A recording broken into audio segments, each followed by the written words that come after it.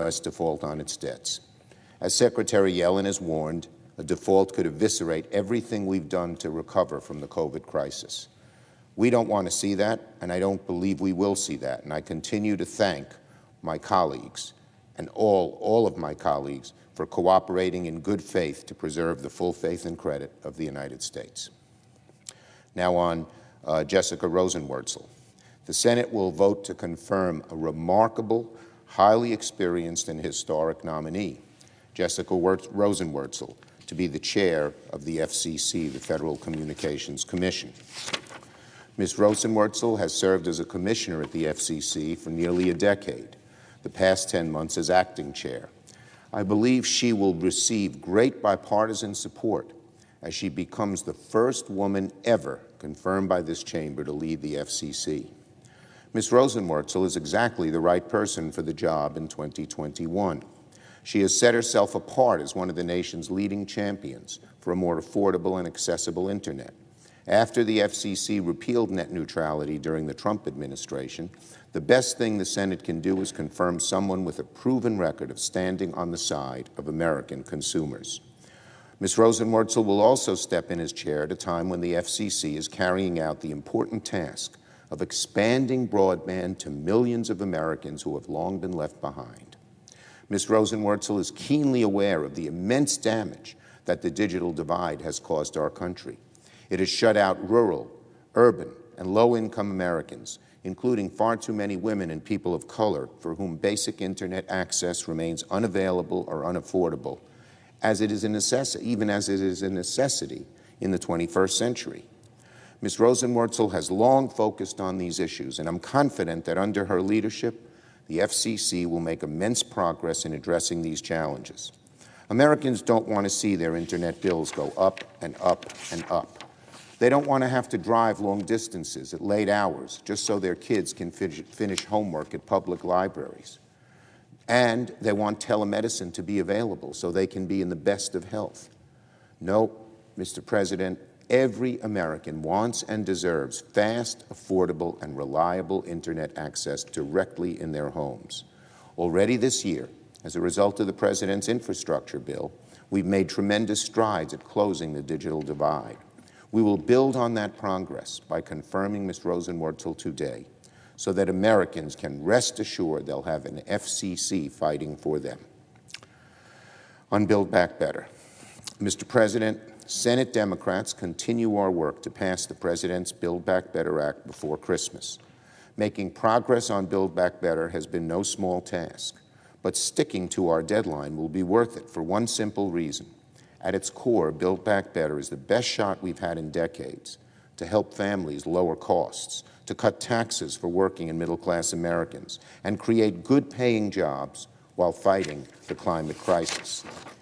And economists across the ideological spectrum have said it will not worsen inflation, something we are seeing happening across the world, not just in the U.S. Here's something just about every American can appreciate. Build Back Better will make it cheaper for parents to raise their kids. For that alone, it's more than worth the effort. By providing the largest investment in child care in American history, Build Back Better will make it so the vast majority of families will pay no more than 7% of their income on child care for kids under 6. That single investment could save parents hundreds or even thousands of dollars a year. I think it's a pretty great deal for American families. It will also help our economy. Everywhere you go, you hear about shortages of labor. One of the main reasons is inadequate child care. We rank way low on the list of the developed nations. The United States' provisions of child care come out near the very bottom. That's something that we cannot tolerate anymore. And that's just one item, child care. Build Back Better will also provide, for the first time ever, free universal pre-K for millions of American families. By one measure, pre-K can cost parents up to $8,600 a year per child. Under Build Back Better, many parents will pay zero. Think about that. Pre-K, for the first time in U.S. history, the greatest expansion of free education that the United States has seen in a century. When we made high schools available to everyone, it made our economy the strongest in the 20th century. We've got to learn that lesson here in the 21st century with pre-K. Build Back Better, of course, will also extend the child tax credit the Democrats passed under the American Rescue Plan. This simple lifeline, a $300 check in the mail each month for each child, can be a game changer during the winter months, and under Build Back Better, we can make sure this benefit stays in place. And none of this approaches the many other ways that Build Back Better will save Americans money.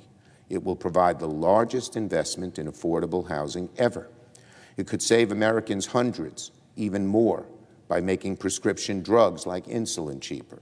And it will take necessary and long overdue steps to fight the climate crisis, which costs our country tens of billions each year every time hurricanes, wildfires, floods wreak havoc across the country. Creating jobs, lowering costs, fighting climate change, and keeping more money in people's pockets. These are the things Americans want. These are the things Americans need, and it's what Build Back Better does.